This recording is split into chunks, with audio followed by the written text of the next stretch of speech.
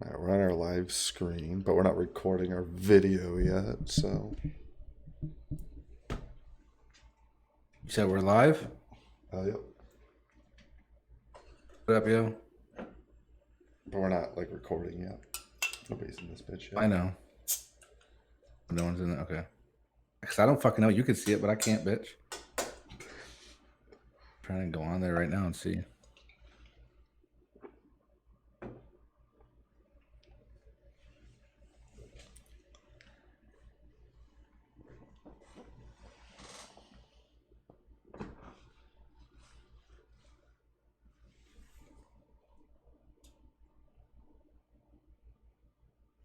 Boom.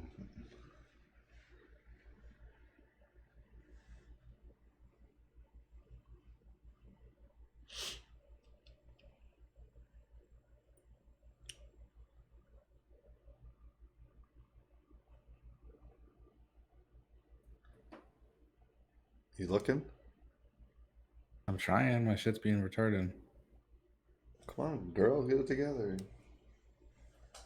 I know I'm trying, girl. Have you watched any of the pre-fight shit for this fight tomorrow? I was watching a little bit of it earlier, like the weigh-ins and all, and like the press conference and all that. I didn't watch a lot of it though. I saw I the didn't stare watch that. down between Sugar and Vera. I didn't even see that. That was like one of the only like good clips I saw.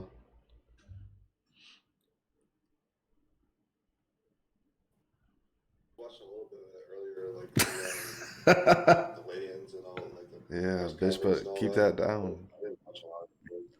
I'm I not. saw the stare down between I'm gonna turn the Sugar and. volume down all the way. How much of a delay is it from like when we're talking?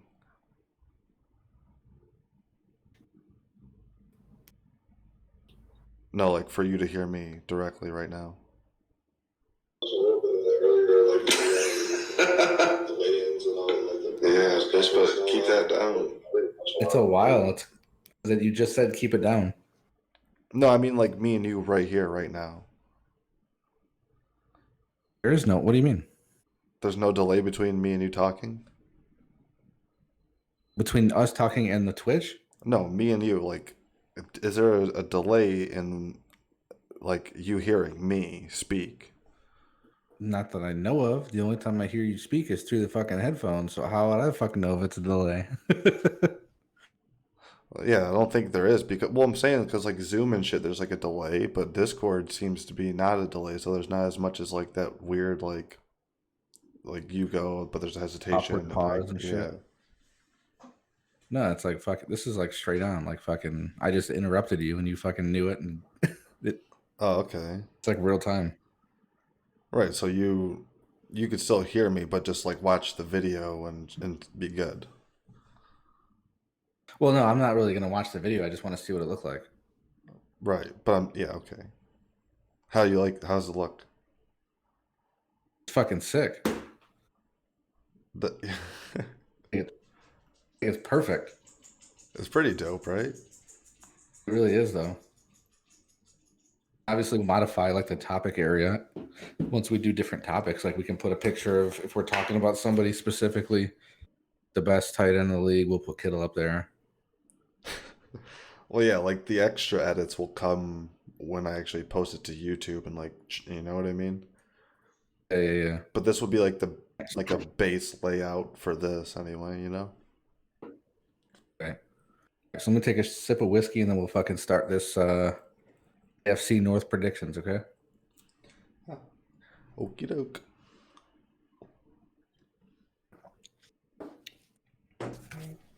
Hold on, we'll fucking If I hear a within the buzz, hour. I was asking to stop by to fucking grab some some flour. oh my God, I hate people that call it flour. Right.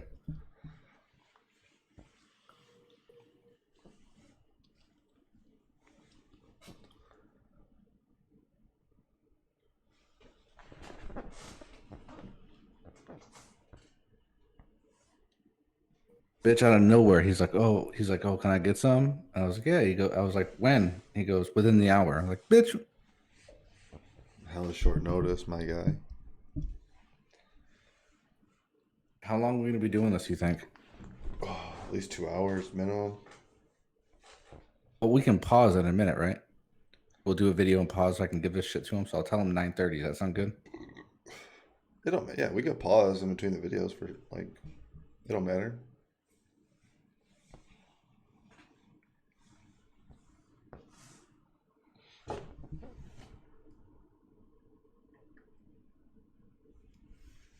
Now he's going to make me do math and shit. $8.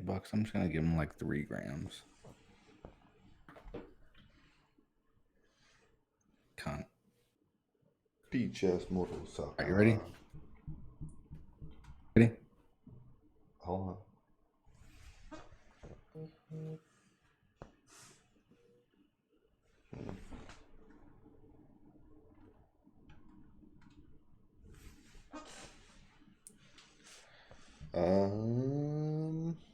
Yeah. I'm gonna give you the same old deal. Hey, Huh? did you say something? Hey, do you want me to give you the countdown? You ready? You good? Oh, yeah. You got to do the countdown. So we can record. So, ready? Yep. 5, 4, 3, 2, 1. What up, y'all? This is Mikey. This is Nick. We're here to talk about the AFC North and our predictions for who we think is going to win the division and a little bit more. So, starting. Nick, Yep. we got in this division. Let some of the viewers know who's in the division for. I mean, I'm sure there's going to be no new football fans, but let's talk about who's in the division first and how it went last year. Well, obviously, the defending champs are the Baltimore Ravens. They, led by Lamar Jackson, who's probably one of the better athletes in the league right now. The whole Right. whole team kind of like rallies around him and kind of live by him and die by him. And then they have upstart Bengals who have some good young talent and on that team. Steelers, led by Mike Tomlin and Ben Roethlisberger, and then the Cleveland Browns, who with the talent that they have on that team, you'd think they'd be something, but they're missing Think so. something. They're missing leadership. Well, there's a lot of time. Last year, OBJ said he had a lot of injuries. He was banged up. I think Jarvis Landry was banged up. This year, you got they have Njoku. They added another tight end, Austin Hooper, assigned to that big deal, who was like one of the biggest paid tight ends until recently. But I mean, really, what are the Browns going to do? Didn't they get Stefanski as their coordinator now? The Browns? Yeah. As their Uh, coach. Their coach. did they? As their quarterback coach or as their head coach? I don't remember, to be honest with you. Check it out. Because remember, so here's the story was the 49ers were playing the Vikings in the playoffs last year, and obviously the 49ers ran them out of the house, and the defense fucking swallowed up the Vikings offense. And the defense was Robert Salah from the Niners, and everybody was saying he was going to be the next head coach somewhere. Then I'm pretty sure the Browns selected Stefanski as the head coach, and everybody's like, that doesn't make sense. Why would you pick Stefanski when he just got his ass whipped Oh, over okay. Robert Salah, who whooped that ass? Right. Yeah. You're right. Stefanski. Yeah, that's. Yeah, I mean, yeah, exactly. Leadership troubles there in Cleveland. Never, Baker Mayfield. I don't see it with the kid at all. I don't really think he's the No. quarterback to lead that team to any kind of championship. But I think he's a college quarterback. I think he's a college quarterback that is very successful in college, and I don't know if that transfers over to the shit over in the NFL. I mean, you get mollywop sometimes. You got Jamarcus Russell, who's the same shit. There's quarterbacks like that all the time who come out that he's like, oh, the next big thing and shit like that, but then he doesn't do anything. yeah, exactly. That happens more often than not. But they have, two Pro Bowl running backs there, Nick Chubb, Kareem Hunt, you Studs. know, Austin Hooper and Joku. They have the talent there for sure. They just paid Miles Garrett. Right. Well, I mean, now you have, and this is a good segue. Now you have Joe Burrow in that division, and in my opinion, he's got a higher upside than Baker Mayfield. Oh yeah, for sure. I think he passes the eye test a little bit more. I think he has probably some more of the intangibles that you look for in a He's got that quarterback. swag, Right, he's got that Namath swag, smoking a cigar after the right? game. The Bengals are not a bad team. They have two good running backs, Mixon and Bernard. Um, so they Burrow can rely on a pretty solid running game to bail him out.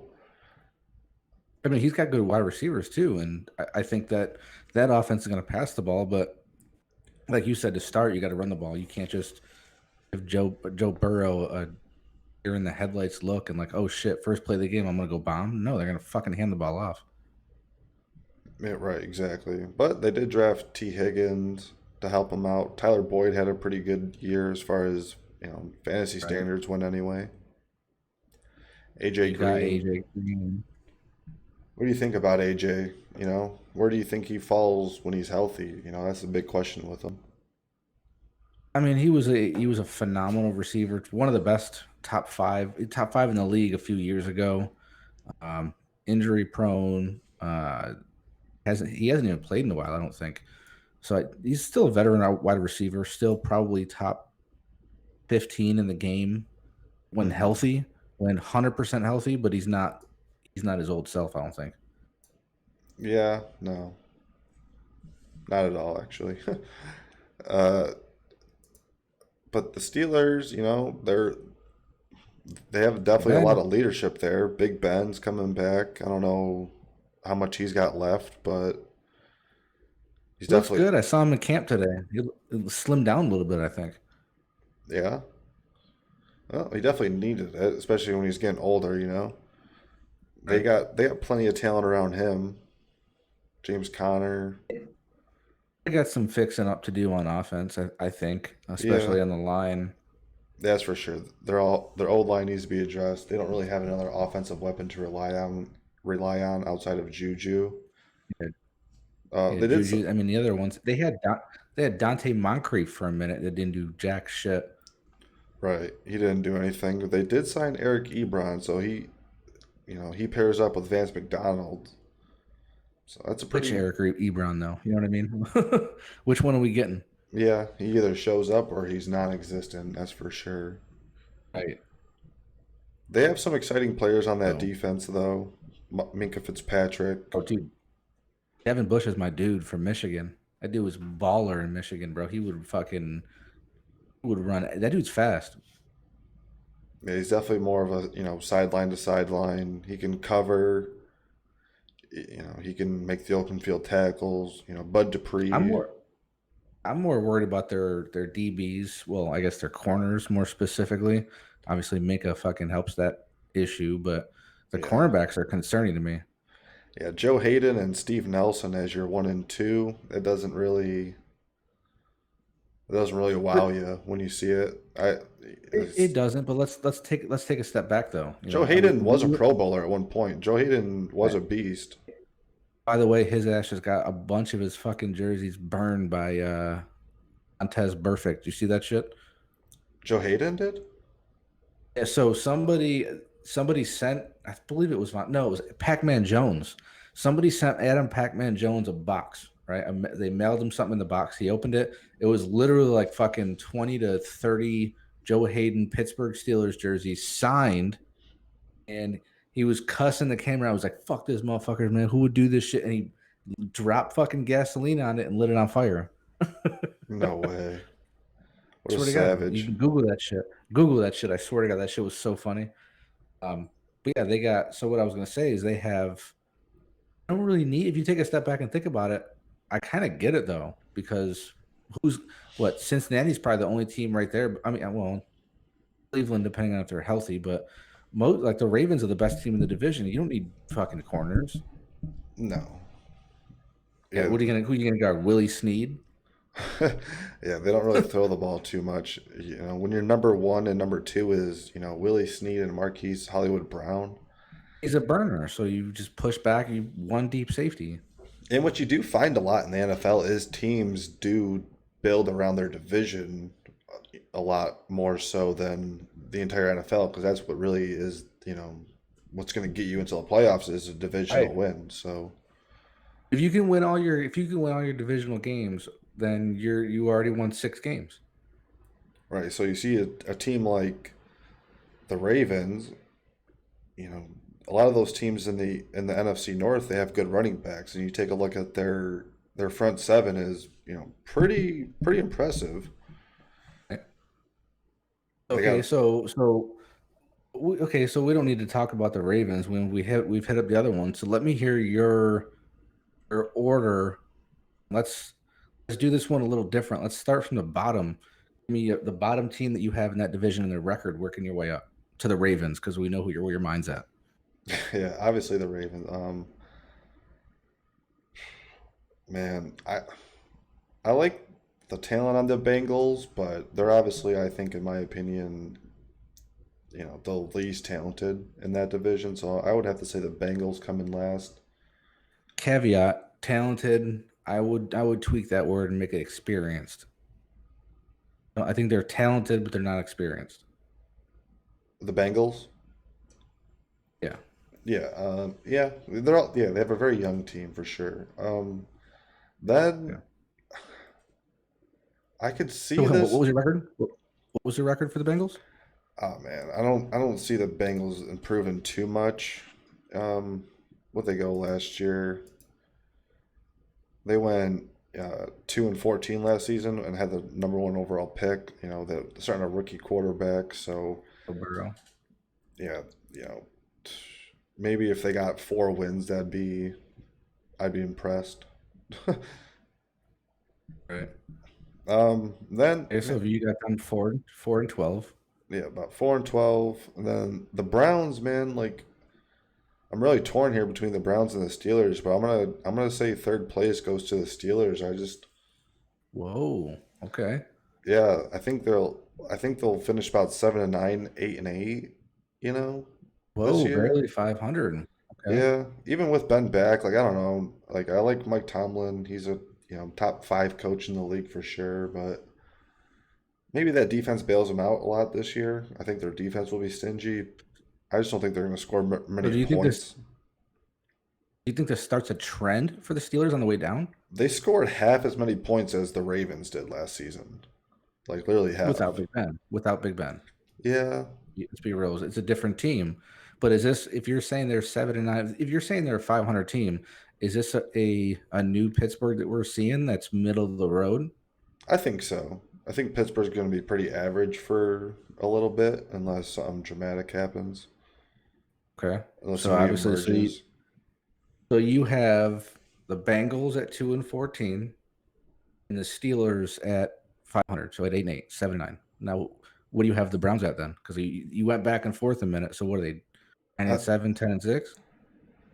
I think that they honestly will be about that same record, like 8-8. But I think they'll just like nudge them out for like divisional purposes. I think they'll get second place in that division, Okay. and then obviously the And Ravens, I think will. Yeah, and that's what the Browns should do. Like, look at that team's roster. Like, Jesus, man, do something. And then the right. Ravens, I think, will finish, 11-5 this season, 12-4. We're 14-2 last year, man. Yeah, they went 7-1 on the road though. That's tough to do. Well, not this year with the coronavirus and the no fans, and Yeah, I mean, that's we'll see. true. Yeah. What do you All got right, for so me? let me do mine real quick. So mine, I have to agree with you with the Bengals. It's not a trend downwards; it's a steady trend right now, but heading upwards because of Joe Burrow. We're gonna learn. I think we're gonna learn really early in the season if the dude's a stud or if he's not, and we're gonna see it in the first 4 games. I think so. The first quarter of the season. So I have them at 3-13, the ceiling of 4-12. Um, they're just not going to win many games. But the next team I have is the Browns. The Browns I have at 7-9, ceiling at that 8-8, kind of what you were saying. But I think this is the year they find out they need to fucking run the ball. And the problem is their defensive line is okay, but I think they allow too many points. But I think their offense can't keep up with the offenses these days, especially fucking Ravens, Steelers. They can't keep up. So I think it's 7-9, 8-8 for the Browns. Yeah. I'm gonna go 9-7, 10-6 with the Steelers. Big Ben's back, so games that he might have won in the past, fucking with his arm or with his legs, even. I don't think he's. You can make him lose one or two more games because of injuries and things like that. So 10-6, 11-5. With the Ravens, I think 13-3, man, and I can't even say or 14-2. I don't think 14-2 is fucking hard. Yep. But 13-3 for sure, I think, is what they're. The division shit. They're going to win all their division games, I think. True. Do you think they'll sweep the division? Yeah, absolutely. I mean, no fans in Pittsburgh, no fans in Cleveland. I think it's a different ball game, and I think it's all about athleticism and play calling.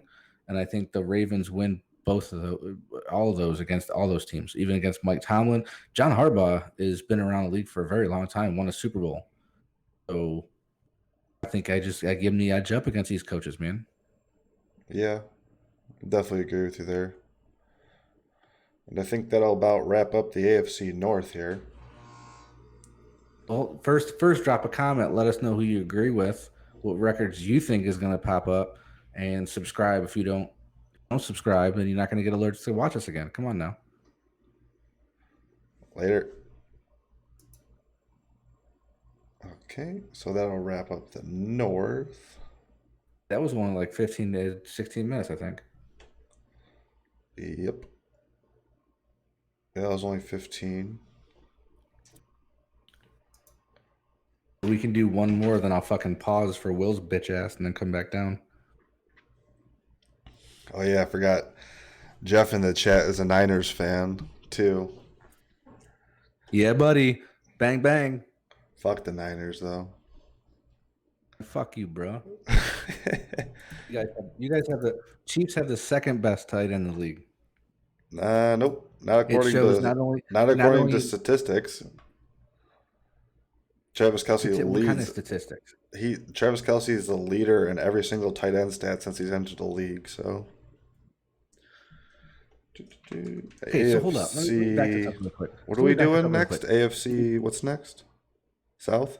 Doing the fucking AFC East, but you're using the same argument for Larry Fitzgerald that you're using against Travis Kelce. No, what are you talking about, dude? Well, because he's been in the league, because he has so many more stats. Okay, but I say that for Jerry Rice. You're like, oh, that's bullshit. He's been in the league 40 years. Who has the most yards in a season for a tight end? George Kittle by like a cunt hair. I don't care if it's a cunt hair or not. If it's 1 yard or not, dude, still got more yards, bitch. Let me read off some stats real quick for you. Yards per what the fuck does that one say? Yards after catch among wide receivers and tight ends since 2018. Travis Kelce has 977. Robert Woods has 1,008. Michael Thomas has 1,091. And then George Kittle has 1,494. So 300 more than Michael Thomas and almost 500 more than Travis Kelce. So Travis Kelce can catch. He can't do shit after that. Literally was not even listening to. First of all, Travis Kelce leads the NFL tight ends since he's entered the league in yards after catch. He leads it in yards, catches, touchdowns. He's a stud, but George Kittle is 26, and he's going to be better for longer, so it's okay. That shows, again, like I was going to say, it shows in blocking, and it shows in their contracts. Just saying. No. It literally does. And he doesn't run a route further than 3 yards down the field to even fucking... I highly disagree. When does he ever run a fucking route other than when he's pushing off in the Super Bowl? Now you're going to say other than. You can't just change your mind mid-sentence. I can do that. I just did. Fuck. All right, bitch. Let's get on this AFC East. Yeah, exactly, Steez. Fuck Kittle and the Niners. Ho-ass Niners. I don't give a fuck what you say, bro. Steez in the chat knows what it is. Travis Who's Steve's Kelce. team? The fucking the Washington football team? Who do you like, Steez? I forgot. I thought you were like a ho-ass Raiders fan, though. I thought maybe. Oh God! And you're up here, and he's rooting on the Chiefs. No, I forgot what he was. To be honest. All right, AFC East. All right, bet. Yeah, start this one. Hold on, give me a minute. We'll have some more fun with the chat here. Steve watches the AFL or the CFL. Dude's still like, he's still watching DVR'd XFL games. That's fucked up. He's watching Nathan's fucking hot dog eating contest. I'm telling you though, man. I mean, I think it's gonna be the Niners and the Chiefs again in the Super Bowl. I really believe that. Oh yeah. That's barring injuries and shit like that. I think it has the best. I think the Vegas has that as the best odds.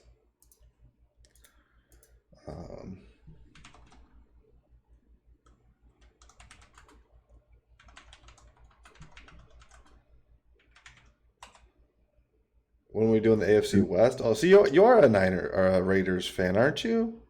We're doing the West last because the Chiefs won the Super Bowl, though. So in like another 20 minutes or so.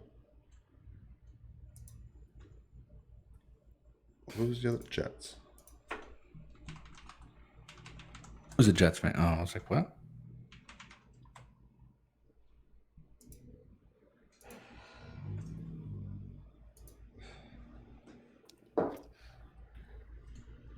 I need to sip my daggum Corona here. He said, "Don't get me started on Raiders fans." I mean, they went out and they added some speed. That's all I'm going to say. We're going to talk about them in a little bit. But they went out and added some speed, and they're trying to fucking copycat the Chiefs. They're trying to copycat the Broncos. That whole division is doing the same shit. Well, yeah, you have to compete. That's the NFL. It's a copycat league, man. That's why we just talked about it. The teams build how the division is. That's all they do. That shit don't. Throughout But the that shit doesn't NFL. make sense to me. But hold on, here's my thought. If you're so okay, say I have a team and you have a team, and we're in the same division. If you have Tyreek Hill and those fucking burners, Yeah. my thought is, why would I have the same fucking offense that you have when your defense should know how to play against them? Well, they try to mimic it. They try to make Henry Ruggs that same guy. Like, oh, well, Tyreek Hill is this. But your defense sees it every week in Tyreek Hill, so they know how to defend it. It doesn't make sense to me. Well, I mean, there is no defending. It's not like Tyreek gets checked in practice. There is no defending him. But there's a difference between The NFC West is the best division in football. There's a difference between speed guys. This is the difference. I'll give you a perfect example between speed guys as receivers and actual wide receivers. Tyreek Hill is an actual wide receiver. A speed guy is John Ross. Tyreek Hill was not a wide receiver coming out of college, was he? Yeah, he played receiver. Didn't he play running back in high school then? I mean, all those guys fucking play multiple positions, but You're an athlete. Like, you're not a wide receiver. You're an athlete. Yeah, but he mainly played. Technically speaking. Yeah, he was a track guy, so he mainly played receiver though. Yeah. And he's developed into. Colin Cowherd is the definition of senile. That dude doesn't say anything that makes any bit of sense anymore. That guy is like. He says CTE Cowherd has patient. the Raiders number 7 on his top 10. What the fuck? Yeah, that nobody goes by Colin Cowherd, dude. Try to watch 10 minutes of the Herd. No, I like Try and watch it. I actually do. I actually enjoy Colin Cowherd's show. How? Why? Because it's fucking Jordan Taylor or whatever, that bitch? That's the only thing worth watching that show. Oh, I enjoy listening to somebody who has an opinion outside of anybody else's that thinks on the outside of reality, like putting the Raiders at number 7. So I get curious to see what kind of dumbass shit that he says. It's kind of funny. True. Very true. He's like a professional troll at this point, I feel like. You remember Jim Rome? Jim Rome is burning, whatever the fuck it was. He's the new age fucking Jim Rome. No, they're Yeah. both fucking been around the business for a long time. I think Jim Rome's just on radio or whatever now, though. Probably. Are you ready for this AFC East? Because Will's going to be stopping over here in a little bit, so I got to take a pause. You stay with our viewers after this video. Yeah, we could start up on the recording portion of the AFC East. All right. 5, 4, 3, 2. What up, y'all? It's Mikey. It's Nick. Going to be talking about the AFC East and who's going to take the division, who's going to be the worst in the division. So let's get started. In this division, AFC East, we got the Patriots, the Bills, the Dolphins, and the Jets, Jets. Easily the worst chant in all sports. Especially when that dude had the fire truck helmet on. Like, I get it, New York City, all of their shit, but your team needed help. Like, don't just sit out there and fucking spell. They got a bunch of fucking crank addicts as fans. Like that one famous Jets fan. One that tells me a lot. Fireman. That's the guy you're talking about, right? The fireman dude, right? Yeah. But anyway, Think about it. This is the franchise that started out with Joe Namath, who was their biggest, marketing ploy ever, if you want to call it that, because I think Joe Namath helped the Jets out astronomically with that. Now they had a bunch of fucking fans or whatever. But ever since then, they had Mark Sanchez and the butt fumble. I mean, that's all they're really known for, right? Yeah, I mean, right. They're known for butt fumbles, Rex Ryan liking feet, and Joe Namath. Sam Darnold getting mono, kissing disease. Right, and Joe Namath being probably the most overrated player in NFL history. I hate that dude. Right. Well, that dude was drunk and he hit on that reporter. That shit was hilarious, though. That dude was out of his mind. It was that Monday Night Football game, right? He was like not even trying to be. He was interviewed. like, "I want to kiss you." Yeah, that dude. Somebody should have drove him. Right, so who won this division last year? Somebody should have drove that dude immediately to a rehab center. Oh God, that second. The Patriots with Tom Brady, I'm guessing, right? Oh shit. Yep. The Patriots with Tom Brady definitely took that division. Oh yeah, absolutely. And the Bills made the playoffs, so they came in second.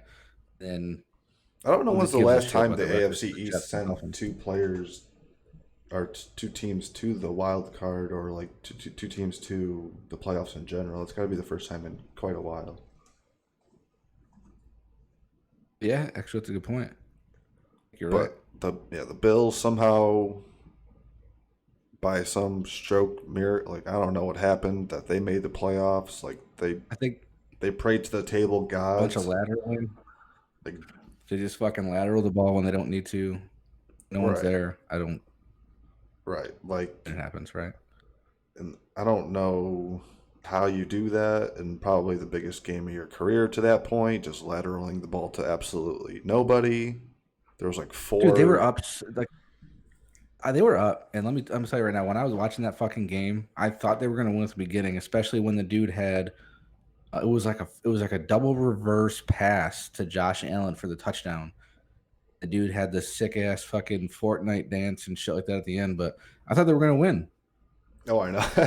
Yeah, that Fortnite dance. Yeah, the Bills, that's what I mean. They look promising, and then in classic Buffalo fashion, they find ways to lose the game with bonehead mistakes. Right. Constantly. That's what their entire franchise is known for. That reminds me of the Chicago Bears and the Arizona Cardinals, where head coach, I forgot, is it Dennis Green? Yeah. The one that said, we knew who they were and we let them off the hook. They are who they thought they were. We let them off the hook. Oh, and by the way, Bills are not the greatest. Who goes to four? I mean, granted, it's hard to go to 4 Super Bowls in a row, but you can't win one of them. Right. And That I was growing up, and that's why I'm not a Bills fan. yeah, see, we're actually, yeah, fun fact, we're actually from Rochester, which is, slightly outside of Buffalo, and we both despise the Bills. So, I fucking stand them. All of their fucking laterals that they try to attempt and from Don fail Beebe, miserably is amazing. just an embarrassment of a That's okay. franchise. They're Let's they're back up a more little bit. known for going through tables than they are playing Right. football. Right. Let's back up a little bit though. So the Patriots lose Tom Brady and damn near 8 of their starting caliber players to this COVID opt out shit. You have Patrick Chung who took off, Dante Hightower who took off. Your rookie 7th round offensive line draft pick chooses to retire. Yeah, like what is that, bro? What are you talking about retire? You can't retire from something you never did. But let me tell you something. That'd be like me phoning NASA. I'd be like, yo, I retire. I'm not doing this anymore. I'm too old for this shit. Right, like what are you talking about? No, so okay, so think about this. If Bill Belichick gets this team to the playoffs and into the AFC Championship game, crown his ass. Just like Dennis Green says it, crown his ass. He's going to Right. the Hall of Fame because that'd be sick. Yeah. Yeah. If the Patriots can pull out a division title this year, Bill Belichick is a wizard, dude. He is Illuminati. He is an android. He's lizard people. He's Okay, so something. who do you think starting that quarterback role for the Patriots? You think it's going to be Cam Newton, or do you think it's going to be Stidham? Dude, everybody put up that smoke screen like they're so high on Stidham. He could run the system No, I like think they are, Brady. dude. They probably are. That's I probably think they why they are high on him. signed Cam to a 1 year deal. But No, I think Cam is cheap. I think he's motivated, and I think because he's motivated, Stidham's going to work harder. And I think it's a phenomenal idea to get a backup quarterback in COVID. What if Stidham or Cam Newton catches fucking COVID? right, that's definitely something that plagues every team this year is COVID. But if these players take care of themselves with the protocols, I don't think it's going to be as much of an issue as everybody's kind When of you thinking got it will be. when you got dumbasses like that fucking DB over in Seattle that tried to get a girl into his room. I mean, you never fucking know, right? Right. I mean, you would expect that from some, bonehead undrafted free agent rookie corner, I guess. But I don't think an athlete like Cam He Newton's said doing that. he said Brian Hoyer is number 2 on the roster, number 1 in your hearts. Career backup, Brian Hoyer. Hey, he played for the Niners too. Yeah, exactly. Career backup. But there's that funny conversation that floated around the internet that the Dolphins had, the best quarterbacks on the team, which I think they have the better quarterback than, Josh Allen. I don't think Tua or Fitzmagic is gonna be if Fitzmagic is lateral on the ball, that shit's gonna be a touchdown. Like you just know it. Well, no, they also have. Don't they still have Josh Rosen in Miami? Yeah, they Can got trade his ass too, or I wonder what's going to happen to him. seems like he's gonna be one of those guys who kind of just phases out and just is a career backup or something. I mean, I think he's an above average backup. He's still a backup. Above average backup is still a backup. Yeah, very true. Um, a lot of those teams, the Dolphins made a lot of upgrades this year, though. Yeah, I like the moves they made. Like I think picking up Tua, uh, some of the pickups they had. They got Byron Jones, Kyle Van Noy, Shaq Lawson. Uh, they got a center, and they picked up Austin Jackson in the draft at tackle. I think they're heading in the right direction. I mean, they're damn sure heading in the right direction, and the Jets are going the opposite way. Yeah, I agree with that. I think the Dolphins are, building a team. Matt Breida, they got some weapons there. Mike Gesicki was a Matt highly Breida, touted tight end. Matt Breida's not. He's not bad. I mean, he's not your 3 down back, but he Yeah. reminds me in a way, and I'm not saying he's like this dude, but in a way, he reminds me of Christian McCaffrey. You can be in the shotgun backfield, and then you can slide out to slot receiver, and he can run routes that way. Yeah, exactly. He's that scat back where Jordan Howard's going to be like that first, second down back in between the Right. tackles. Right. All right. But So I'm gonna give you my list since you did yours last, picking the Ravens to win that division. By the way, so I'm gonna give you my list, and we're gonna go back from who's gonna win it to the bottom. Last time we did bottom to top, but AFC East, and this one was close for me to pick, and it's sad because of all the bullshit. But I'm gonna have to go with the Bills to win this division, and the only reason why I have the Bills is due to Patriots losing as many players as they did at the opt out. Um, they lost some big name players. Patrick Chung is not only huge on the defense, he's huge on special teams. I've seen him block a few punts. yeah, So that's for they're gonna miss a lot of big plays from some of those guys out there. Dante Hightower. So I got the Bills winning this division. Not going to be the greatest record. I think they're going to win the division at 11-5 or 10-6. Yeah. I think right below them at 9-7, maybe 10-6. Losing a tiebreaker to the Bills is the Patriots because of Bill Belichick and because of the way he schemes, and he knows what to do in certain positions. And I wouldn't be surprised if you see one game Cam Newton starting because they can't stop the run on defense, and then they play another team who can't stop the pass, and they throw in Stidham for experience. I wouldn't be surprised.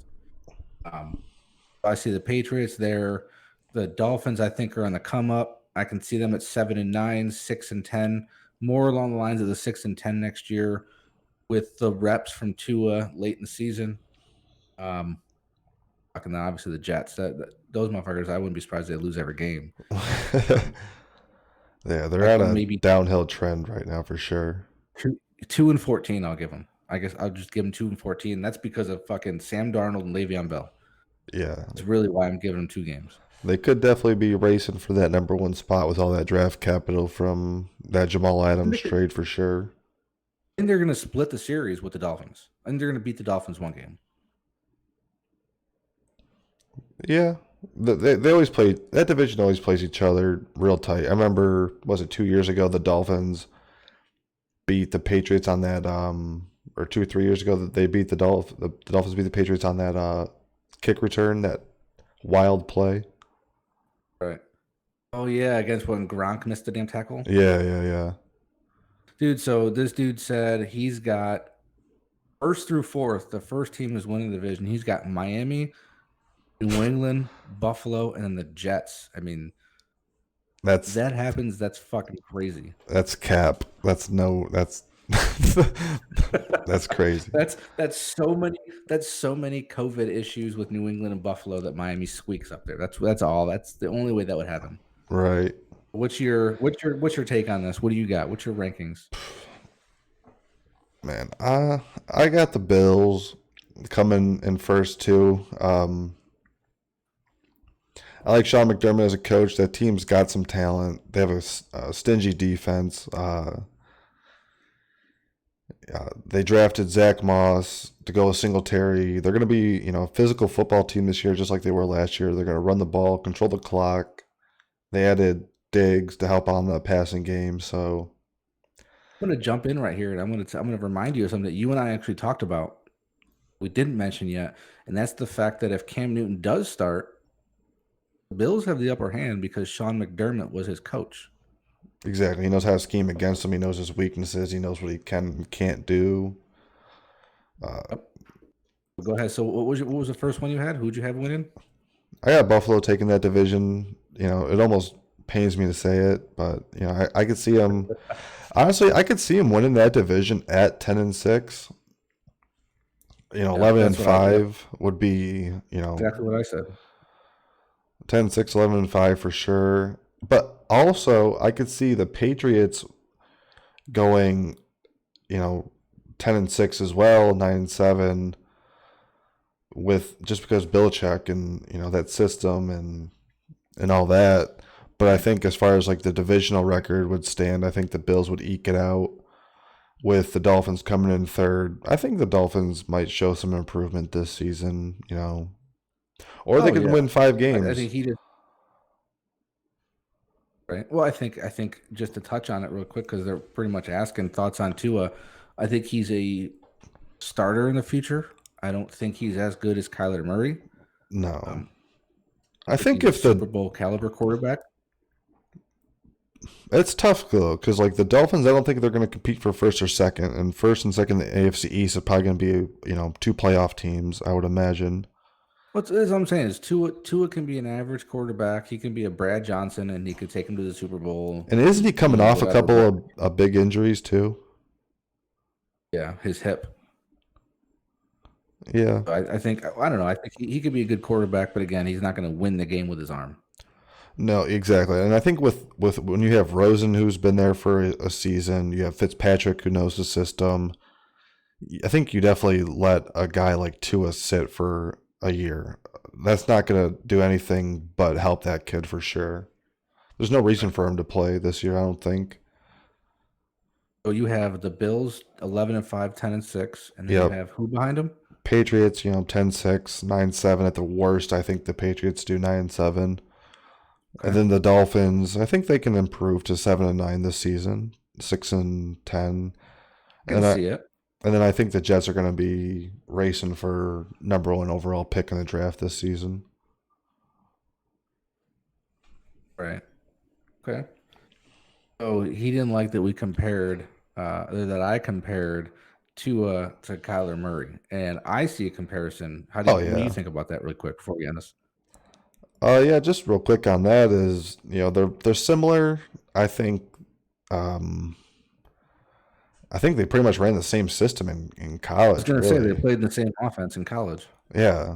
So I think what you see out of Murray is going to be what you see out of Tua for sure. But I think I give Murray a little bit more of an edge on athleticism and like arm talent. So Well, I don't know. I've seen better. Um, this is not saying that Tua's arm talent's better, but I've seen better precision passes. Like, oh shit, he made that throw more than I've seen it with Kyler. But then again, I haven't seen Tua in the NFL do it.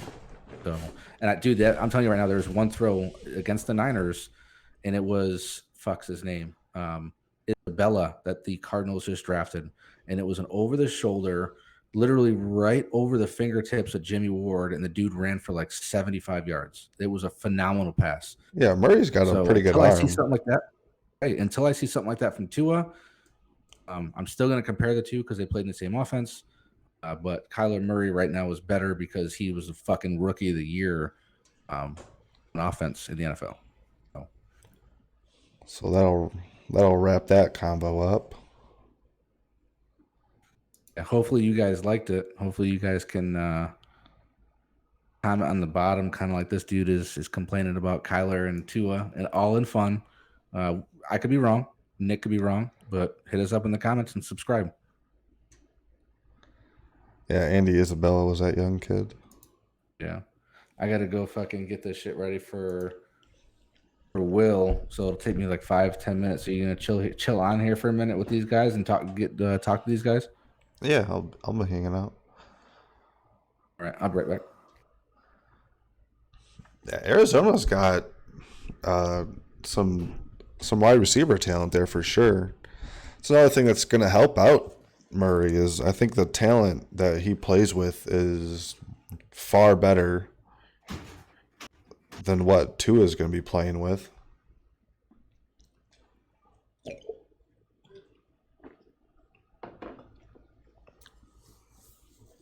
It's tough to count out Belichick though.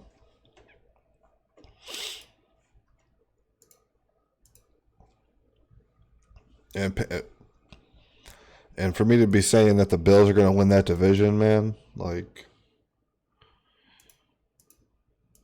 you got to understand, like I watched them motherfuckers.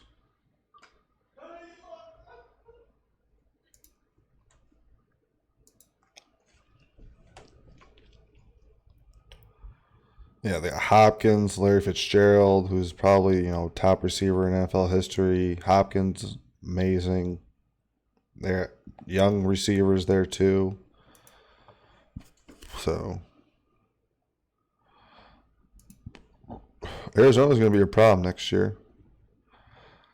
I think they're going to give a lot of teams some fits.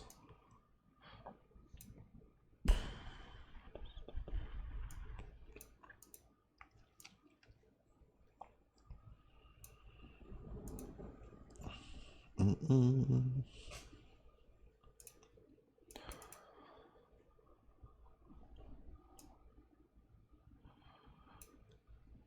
No, John Brown went to Buffalo. John Brown's in Buffalo with Hopkins and Cole Beasley.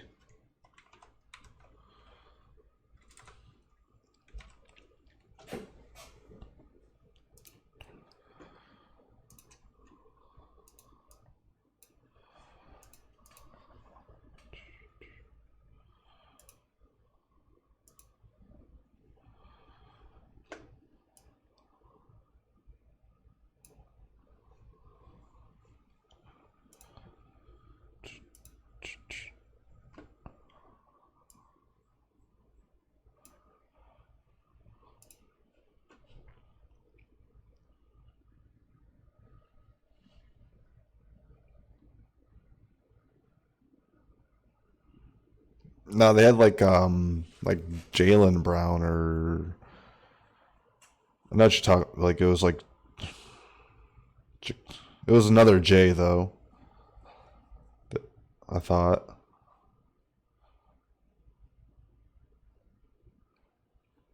it was another J Brown though. I know what you mean. I know what you're talking about.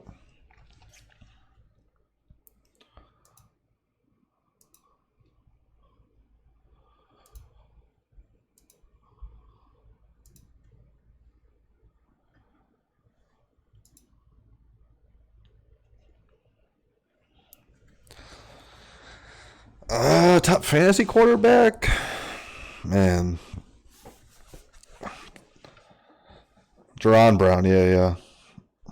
Mike with the assist there. uh, I think Lamar's gonna get those. Lamar's gonna get those rushing yards and rushing touchdowns. But I think Mahomes will have another, 50 touchdown year though. It's probably gonna be 1 and 2 with them guys, honestly, this season if they both stay healthy.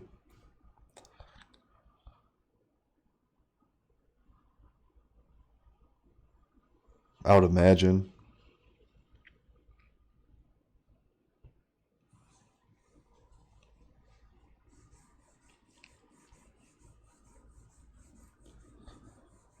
How y'all like this little fucking makeshift setup we got going here?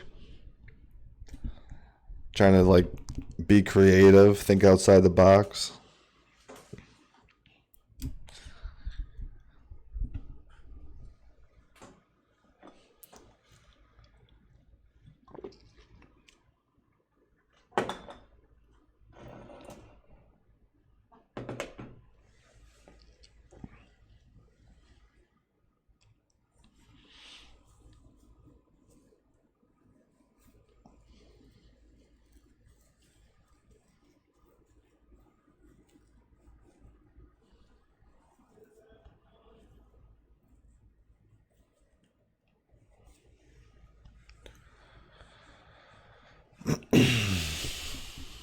Yeah, I was trying to upgrade what we were doing from the last series of videos. Trying to just, evaluate and assess as we go forward and try to make little adjustments and tweaks and make things better.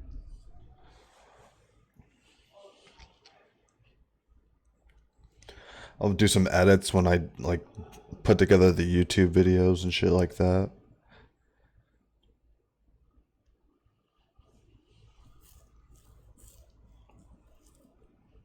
And I could definitely see Murray improving for sure, especially with that offense. Like I said, he has a lot of talent around him. And he has, good legs for sure.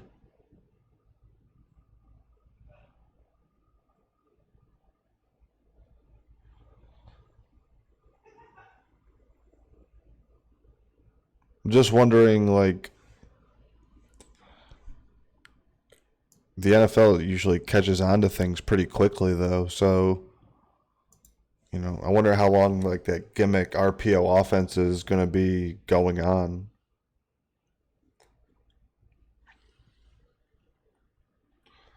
But there's a difference between, like, see, like, when I say RPO, yeah, I think Lamar's going to go down this year, too. Like, exactly for that reason, is because, like, that gimmick offense and that style.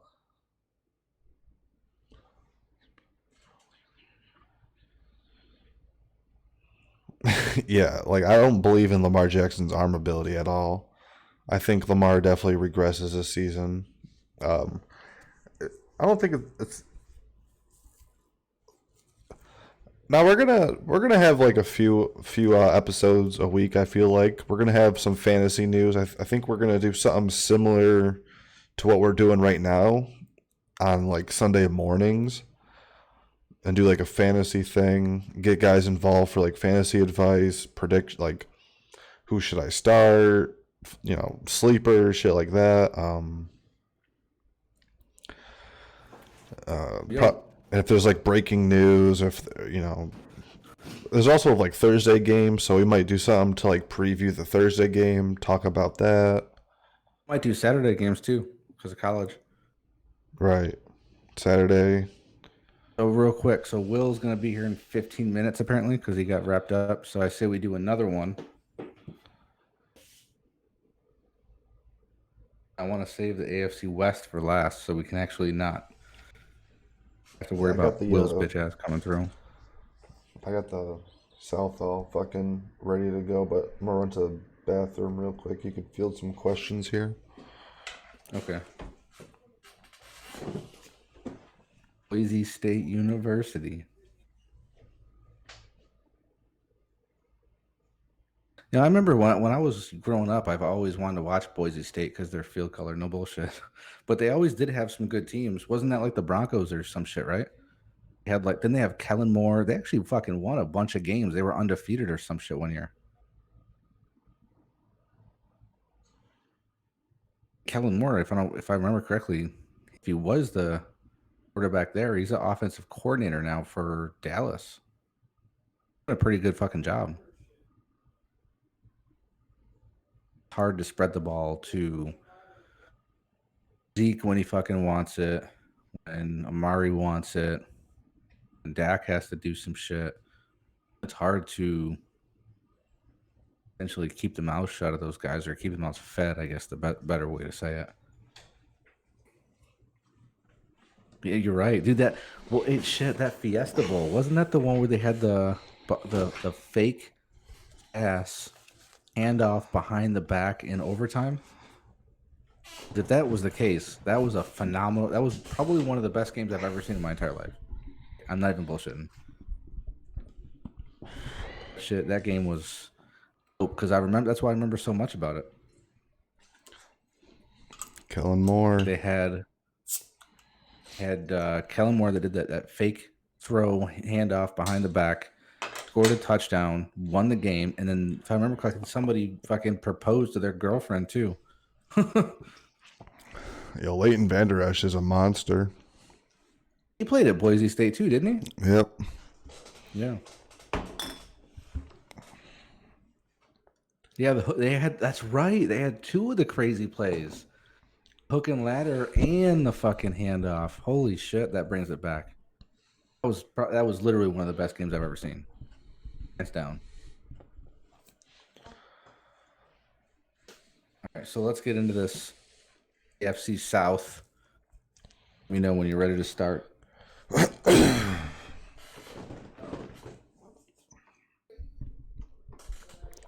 1792. 1738. Okay, that's not what I said. 5, 4, 3, 2. What up, y'all? It's Mikey. This is Nick. We're here to talk to you about the AFC South. Who's going to win the division? Who's going to suck in the division? Everything about it. So, who's in the division first to start off, Nick? We got the Texans, the division winners from last season. They pulled that out of their ass somehow, despite only having despite having a -9 plus minus differential for points. Lost a lot of close games. Yeah. I think that's the only playoff team in recent memory that's ever had a negative plus minus and made the playoffs, let alone win the division. That's insane to me, but I want to check that stat out of curiosity. I'm really curious to know if they really are the only team right. in history to do that. I'm just curious. It's like some stump the Schwab fucking question. Dude, I was literally about to say that. Then we had the Titans coming in second at 9-7, the Colts at 7-9, and the Jags, that dumpster fire, at 6-10. Jags were 6-10. Yeah, surprisingly they won. Minshew Mania ran wild, and I was gonna say that's a lot of games for. I mean, the Jags, I guess, weren't bad. They still have remnants from the AFC Championship team that they took to beating the Patriots, but some plays didn't go their way. right, and the Titans, I think they had a lot of head scratchers this offseason. Bill O'Brien, I don't know what the hell he's doing. I mean, Talking about the Texans. yeah, if all these moves somehow work out for the Texans, then holy shit, because But you know what though, I don't. The fucked up thing behind that is, I mean, I get it. They traded their best wide receiver, top 3 wide receiver in the league, in DeAndre Hopkins, for David Johnson, theoretically. yeah, who's running back who hasn't had a Brandon good Cooks. year in 2 seasons. Right, and then you signed Brandon Cooks. But in all actuality, maybe it's trying to clear cap. I don't know what their cap future is, number wise, for the next 5 years. Maybe they're trying to keep cap low right now so they can sign Deshaun to that deal, because Patrick Mahomes just fucked that up for them, man. Deshaun's gonna want that shit now. But that's the thing, though. Like, I like Deshaun Watson, but I feel like what we've seen him do is probably like his ceiling. You know what I mean? Like, I think 10-6 and like the numbers that he's currently putting up, I think that's pretty much what he's capable of doing in the league. But I also kind of I'm hesitant on saying that is because I don't think he's been in the best system with Bill O'Brien either. Like, Right. I don't know if Right. what Bill O'Brien's been doing is the most beneficial for what Deshaun Watson's capable of. But you know what? You know what though is I think if they had a better defense or a healthier defense, because they have a good defense. If it was healthier with a few extra pieces, I think that can go a long way. So let me put it to you like this: if you took Deshaun Watson's offense and you gave them the Niners defense from last year, I think they're an AFC Championship team. Oh yeah, for sure. So it's about when you say what's around him. I don't know about championship. I'm saying but it's not, I know, but I'm just saying he could have been. But I'm saying when you say pieces around him, people automatically go to offense. And I think it's not limited to just offense. I think when you say pieces around him, you're talking about defense. Iron sharpens iron. When you practice against a good defense, you play against a good defense, your tendencies get better. Absolutely. When you have, better talent coming at you, DBs who are going to challenge you and other guys, that's definitely going to help Right. you. But the Titans, I feel like they're a team on the rise. I like Mike Vrabel as a coach. I've said this before. I think one of the best moments of last season was him getting under Bill Belichick's skin with that milk and the clock scheme that he was pulling against them. You had Belichick just irate. Somebody's asking if someone retired. What are they talking about here? That didn't get in Coleman retire or something. Tevin Coleman. Oh yeah, Tevin Coleman. He took. Oh yeah. Not Tevin Coleman. Telvin Smith. Telvin Smith. Yep. From the Jags. Yep, I remember that. Yeah, good call. That's my boy from Florida State. Fear the Spear. That's when you know a franchise is going to shit. I mean, look at everything that's happened. Yannick Ngakoue was arguing with the owner's son on via text or on social media, literally arguing. Like the owner's son said some shit like, "Oh, you're driving your costs down right now, aren't you?" Like literally in social media. Yeah. Ever since Telvin left, man, like that whole team's been in disarray. They did have a top defense, but Calais left. Telvin, he said he took only a season away, but I haven't heard that he's coming back this season, and that's something I would Not definitely have heard. pretty Uh, sure he's not. so him and Miles Jack were a nice combo at linebacker, and that whole front seven was real good with Jalen and Bouye, but everybody's gone. Taj Gibson, nobody's there. We were talking about the Jets competing for, number one pick, but If you think about it, they're gonna have some competition. So if you think about it, that was before we go on to the next team. I think that was probably the last DB friendly defense that has played really fucking phenomenal. Nowadays, you think of defense that plays phenomenal. You think of defensive line backwards to linebackers, then the DBs. For example, I just had DeForest Buckner, Ark Armstead, Nick Bosa. The Chiefs had Chris Jones, Frank Clark, and then you go back to the linebacker. I mean, there's not a lot of, unless you have a Tyrann Mathieu. There's the DBs not big name DBs per se nowadays for a good team. You know what I mean? Yeah. And somebody's asking about Tannehill's confidence level and what he's going to mean to that Titans team is, he got paid this offseason too. I think he got an extension from Tennessee. Rightfully so, man. Yeah, he played well. Like I feel like Tannehill's got to be riding high. Like Tannehill's never going to be the guy who's going to win you a shootout necessarily. Like he probably won't beat Mahomes or Lamar even in like a shootout with those offenses. Right. But he's definitely he's a good quarterback. He's been in the league. He showed what he can do in a different system outside of Miami, and with a coach like Mike Vrabel, who's very intelligent. He's gonna do the right things for the right players. That defense lost some players, didn't they? Logan Ryan or whatever his name is gone.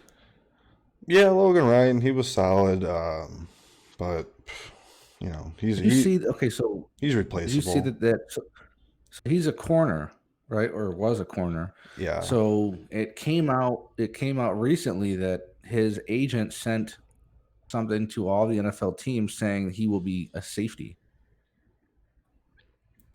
Yeah, I mean, I think in today's football they even have like that end of the year stat of DB of the year, like cornerback.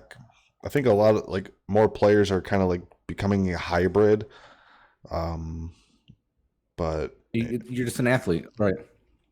I think like a guy like Logan Ryan, he isn't a number one or a number two really. Logan Ryan is more of like a box safety or like a slot corner even. So I could see him playing that role wherever he goes. He kind of reminds me in that sense, as far as there's players that are positionless, players that can move around. Yeah. And I only say Jimmy Ward because I'm a Niner fan, so I watch him a lot. The dude plays nickel, the dude plays in the box, the dude plays deep safety. Logan Ryan can't really do that. So he's kind of like Richard Sherman in a sense, where yet he's fucking phenomenal at what he does. He's phenomenal at one defensive scheme. Mm-hmm. Yeah, he's going to have to go to like a zone system. He's not like a man guy at all, Yeah. But I can see him going to like a Green Bay. The Colts made, quite a few roster moves this year, and you can go over those. I know one's Phillip Rivers, but you can expand on the other ones. Phillip Rivers, Xavier Rhodes, who had some down times in Minnesota, especially last year. He was rough. He came out after he left there and said basically he didn't like their style of defense. It just seemed like he was kind of deflecting responsibility for lack of production. But he's a phenomenal player if you can get it out of him. Yeah, he didn't want to be a man corner anymore because he's not like a fast corner. He's a physical guy, so he wants to bump you and he wants to sit in like a cover two shell, or he wants to Right. stick in, Which is not a bad. no, or he I wants to get go it in a though. I cover get it. three. Yeah, like I get it. you have to play to the best of your ability. That's why Sherman and Revis always go at it because Revis was a man corner and Sherman's a zone corner, and they're very But you can't different. knock either one. No, you could be elite at both. It takes skill to be elite at each. It's obviously, in my opinion, harder to be elite at man coverage because you're on an island all the time. But Right. zone coverage, you can't blow your assignment like the Niners corner did in the Super Bowl on the Wasp play and chase a slant across the field when your zone is a third. You can't You're do that. referring to the third and 15 play? Yeah. But that play wasn't broken because of that. That play was broken because Oh, yes, it was. Emmanuel Mosley. So it wasn't a slant; it was a post that Tyreek faked. So he faked the post, Yeah, he and ran a deep Mosley post. thought. So, but let me finish. So Emmanuel Mosley thought, okay, he's running post to the center, running right into. I think it was Jimmy Ward, and then he cut to the outside, and before he cut, Emmanuel Mosley thought he was doing post. So he's like, okay, he's covered. So Emmanuel stayed low. The That's point why being, Tyreek got over him. point being is he blew the assignment because it was a deep third. No, 100%, 100%, 100%. But it wasn't Sherman. It was Emmanuel Mosley. I didn't say it was Sherman. I'm just saying like that's Oh, the difference in between being elite at a zone coverage and identifying your role and blowing an assignment. right. All right. So who gave their ranks last time first? You did. Okay. So you give me yours now. What's your rankings here, starting from the best and the winner of the AFC South? Uh, the winner. I feel like the Titans are gonna make that leap this year. I think they're gonna be a tough, physical, well coached football team. I like Mike Vrabel as a coach. That they paid Henry, they paid Tannehill. They have a great offensive line. They have a good front Yeah. seven, and I think the Texans kind of like maybe remain the same or take a little bit of a dip this season. But Well, what's your record for the Titans if they're winning? I think the Titans can go 11-5 this year, 10-6. But I can see that. So they're going to win the division with 11-5 is what you're saying. yeah, I can see the Titans winning the division at 11-5. Okay. So who comes in second? I think the Texans are still going to be there.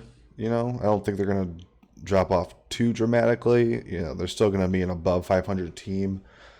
9-7, 10-6. Maybe still even in the hunt for the playoffs. To be honest, I mean, That's what I said. This might be a division where they can get 3 teams in the playoffs. 3 team. I don't. Yeah, I mean that would bring me to my obviously third place as the Colts, and like I don't believe in Philip Rivers, but they do have Brissett who knows the system to fall back onto. They added talent. They bolstered that defense. They got Buckner, your boy. Darius Leonard's amazing. There's a stud. But Uh, Buckner can't stop the run, though. he's more of he's not really like a line pusher. He's more of a finesse guy, more of a pass rusher. That's my fear against the Titans. But anyways, I don't mean to cut you off. So you got Titans at 11-5. You got the Texans. You said it at 10-6. Yeah, Tennessee are my bad. Houston at like 10-6. The Colts, I think I can see the Colts going 8-8, 9-7. I do like the additions that they made. They added some Jonathan Taylor to that team to help out Stud. Marlon Mack. So like they're gonna have a good running game. They added Michael Pittman at receiver to help out T.Y. Hilton, who's been in desperate need of a number two guy for quite a while. Right. How bad are the Jaguars? I think the Jaguars are in the hunt with the Jets this season, sniffing for that number one. The Uh, Jets still get it. yeah, Texans. Somebody's saying Texans could start 0-4. Texans have a tough schedule this year too. They open up the season week 1 against my boys. So I agree. you know, they got tough sledding this year, but you know, I can see him. I can Watson's a see him starting competitor 0-4, though. honestly. Yeah, Watson's a competitor though. Like Watson alone will gut out a few games. Like that kid don't quit. He'll make some So crazy real quick, plays. before I give you my rankings, what was your record for the Jaguars? I could see the Jags going like 3 wins, 2-14, 3-13, something Okay. abysmal like that. I don't.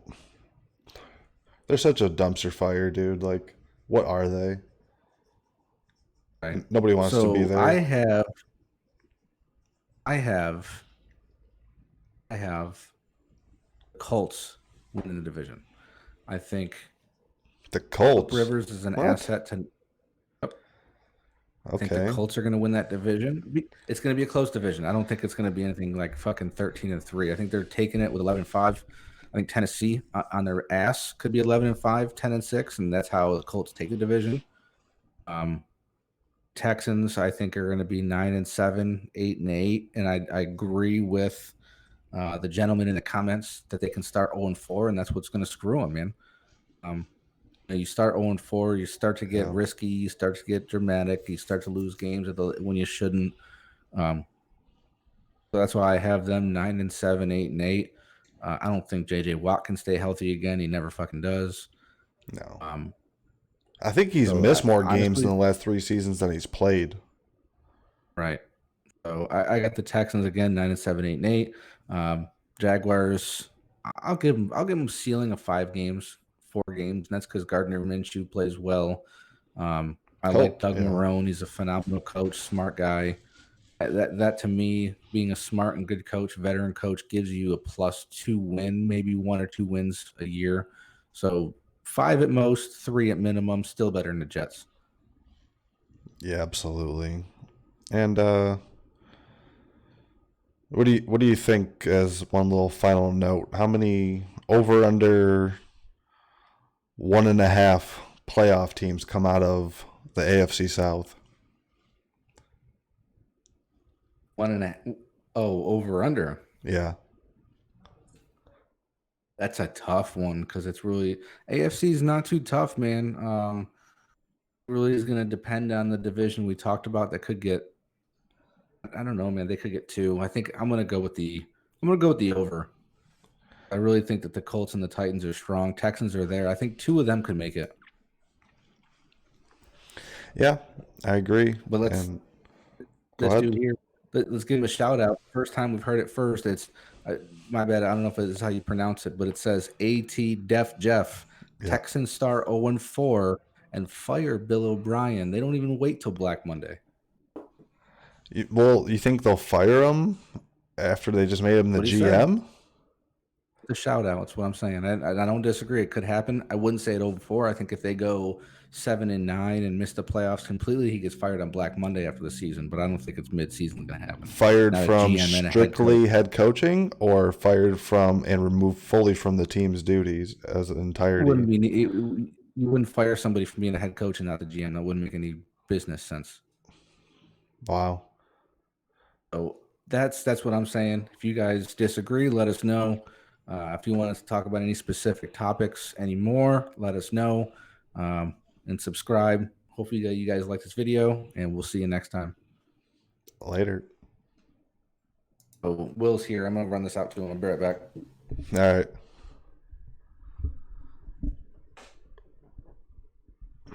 Yeah, like, dude, like me and Mike talk about, you know, things all the time too, and it's just one thing I always say about the Colts, and like, I could see the Colts coming in, you know, first or second in that division, but it's like, I've seen Philip Rivers play for the last 10 seasons, and that dude always chokes in big situations, man. Like, he's not the guy to win a championship. I think the only reason he's even playing this season is because he has 400 children to feed.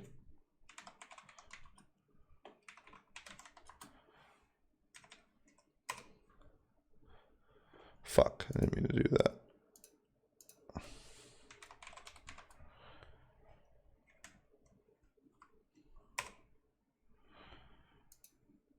serious, Jeff.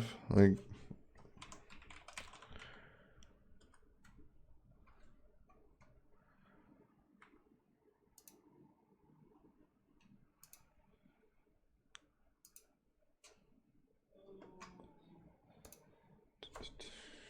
Broncos.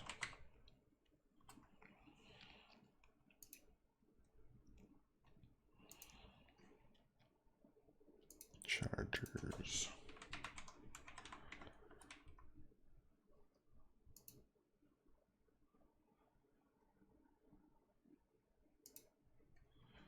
Depth chart.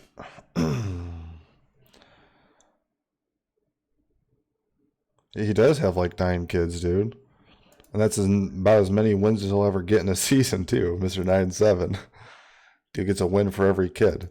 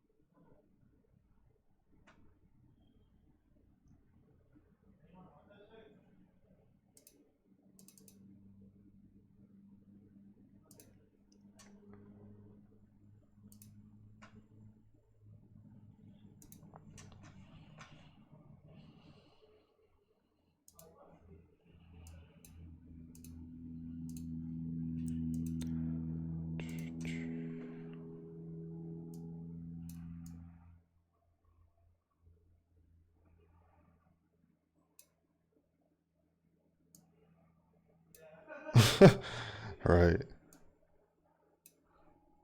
Each game check is fucking supporting the grocery bill for the season, dude. Or for the year, for the week, whatever the fuck I'm trying to say. Dude had to play 15 years in the NFL just to send each kid to college, dude. Could you imagine? Remember Antonio Cromartie had a fucking 900, Antonio Cromartie has a fucking million kids too. He was infamous for that. He has like 13 kids.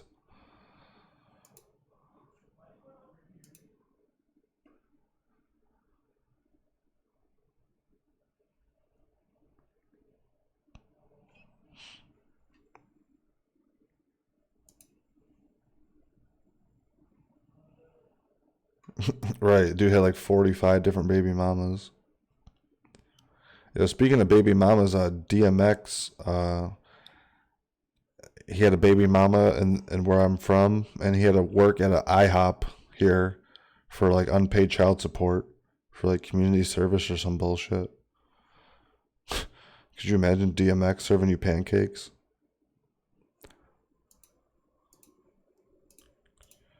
Yo, yo. Damn. Bill said, what up? What's up, girl? How's he doing?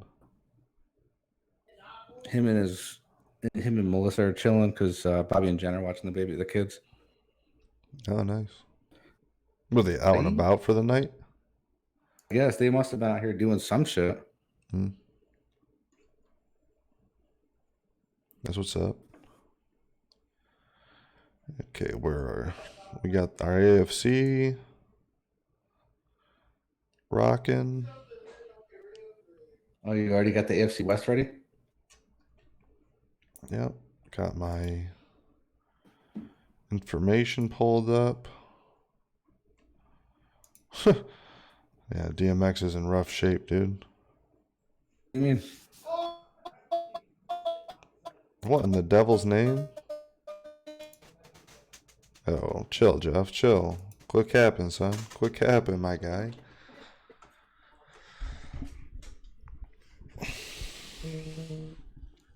Where's Steez at? Time to talk about the dog shit Raiders.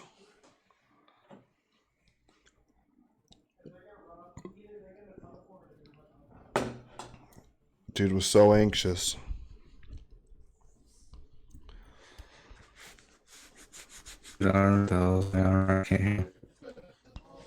I can hear you, but you're in and out. What? When you were talking, you were choppy. I know you're kind of choppy, right? You sound weird right now, actually. You what? You sound like echoey right now for some reason. Okay, I think it got better though. I think it just like fixed itself. Tell Junior to shut the fuck up before I roundhouse him. I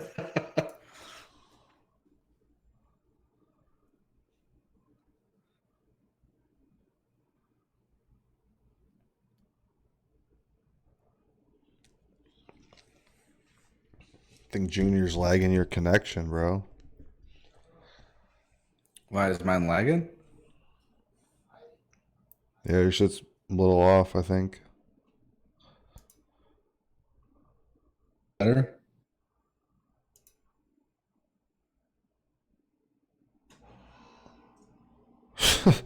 Right. He's actually a Raiders fan. Junior is? Yeah. Tell him to cut that bullshit off. All right, let's jump into this AFC West shit so I can go fucking smoke. Hold on, I gotta look at you. Just make sure you're not jacked up.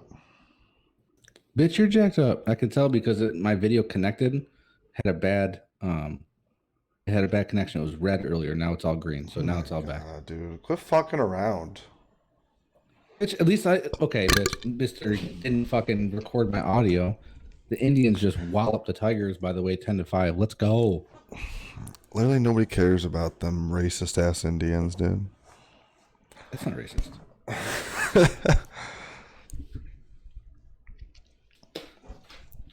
I'm all jacked up a Mountain this. Dew. Come on, don't rush me, bitch. Let's do this. Shut the fuck up. All right. Ready? 5. Hold on. Bitch. What, girl? I'm sipping on a Corona. Fuck. Can I live? Hold on, let me summon this. All right. Ready?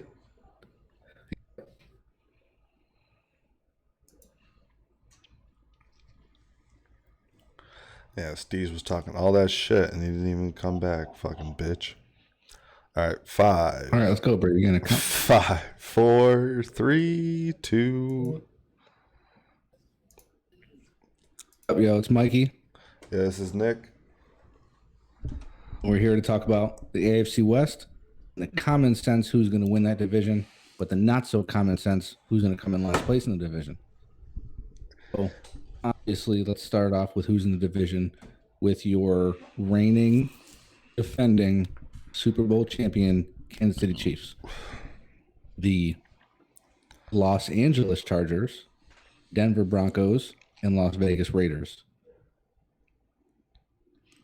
Yep. Next time you talk about the Chiefs and you say that, I need more of like a Paul Heyman style of introduction. A lot more enthusiasm. Okay, my name is the Mike. Exactly.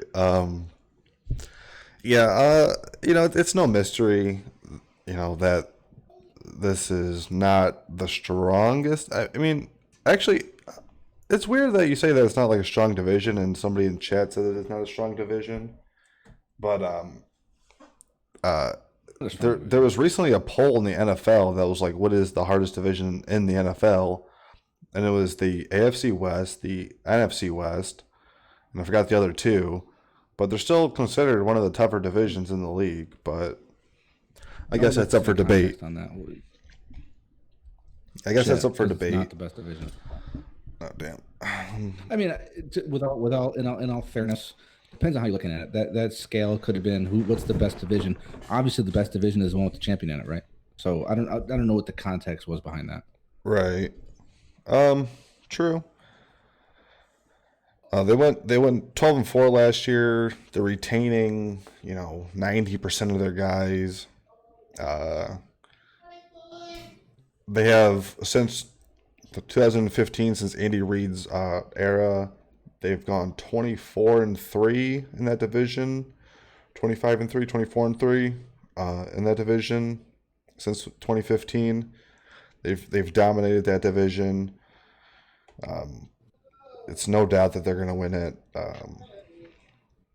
But there are some teams that are on the rise, and I think the Broncos are one of those teams who are actually, a team to look out for this year. And, maybe you can expand on the Broncos. I think the Broncos are coming up. I think this is where all their speedsters. Who'd they pick up in the offseason? I know they got Jerry Judy, KJ Hamler. Um, they have a good team, and I'm drawing a blank on the quarterback's name. What the hell's his name again? Drew Lock. The young guy. Yeah, Drew Lock. He played well down the stretch last year. Um, but at this point, he's either going to go in that Baker Mayfield sophomore slump, or he can go in another direction. I think, in my opinion, he's better suited for the NFL than Baker Mayfield. I like the direction he's headed, I like the direction that team is headed. But when you have Patrick Mahomes in your division, Tyreek Hill and Travis Kelsey and Chris Jones, and it's hard, man. I mean, there's so many. You got to stack up draft years to get to where KC is, and Denver's just not there yet. No, they definitely have some good pieces there, though. They added Melvin Gordon to go along with Philip Lindsay. They got. I like Drew Lock. Like you said, I like Drew Lock as a quarterback. He passes the eye test for me. He has a good arm, knows how to place the ball from. Like Right. what a lot of NFL scouts and what people look for in the NFL is, can you place the ball from hash to sideline? And I think that Drew Lock shows that capability of doing that and making NFL throws. Uh, he has Cortland Sutton to help him out. He's a big And physical Noah Fant. receiver. Yeah, Noah Fant. He's a Fant's a good tight end. speedy tight end. They're a little bit aged on the defensive side of the football, but I think, you Von know, Miller. yeah, Von Miller, Bouye. But I do think that, you know, out of anybody in that division, the Broncos are going to be the ones to make the biggest leap, or show the most progress for sure. Right. Yeah, that's a good point. But Okay, so what then do you think about the Los Angeles Chargers? I think the Chargers are going to be in a hard rebuild. They got some talent on Yeah, offense, it's tough where but they're at. yeah, they got a transitional QB in Tyrod Taylor, a young kid in Justin Herbert, who some maybe thought went a little too high in the draft. I mean, he's one of those But guys now they're who, showing all this shit on Hard Knocks. They're showing all this shit on Hard Knocks and NFL Network. I was watching Inside Training Camp today. It's like when they showed the Chargers, they showed Herbert throwing the ball, and hmm, all their guys like, "Oh damn, look at that arm!" And it's like, is that a stretch to make those comments? Then it can't be as good as everybody thought. I mean, I know you're hoping you're going to have a good season, but stuff should come natural. They shouldn't show 8 different guys being like, "Oh my god, you see that throw?" You know what I mean? yeah, yeah, like gassing him up. Yeah. Yeah, like yeah, Herbert. I think he's going to be like a career backup. I don't know if he'll ever really evolve into something huge in the NFL, like an elite talent. No, he could. He could. He could. I mean, He has good I wouldn't talent say around elite. him. Yeah, he might make a Pro Bowl or something. He'll have some winning years in his career. I He's think too. It's too young to tell. true. The Chargers got some good young talent. Derwin James.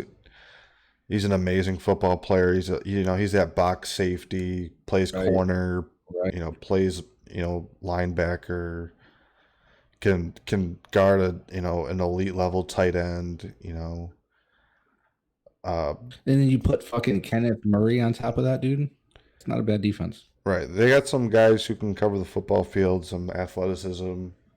I just I don't. But they're not there yet at all. They're going to be rebuilding for a couple of years. They're missing some pieces. The Raiders, they went the mimic role that we were speaking about, previously. They get Henry Ruggs, they get Armonte, who was in my opinion, probably the biggest reach in the draft. That cornerback, like number 17 or 18, right? Yeah, I mean, to draft a cornerback that high, who is that and he's unproven. Not even 6 foot tall. Yeah, he's not a very physical guy. He's just a speed guy. But I mean, it just looked like a typical Raiders move. Typical bonehead draft pick, which they're classic for. We can name all the guys that they busted on. Pause. Darius Hayward Bay, all them guys. They're not a very good talent evaluator, even though they added Mayock and John Gruden.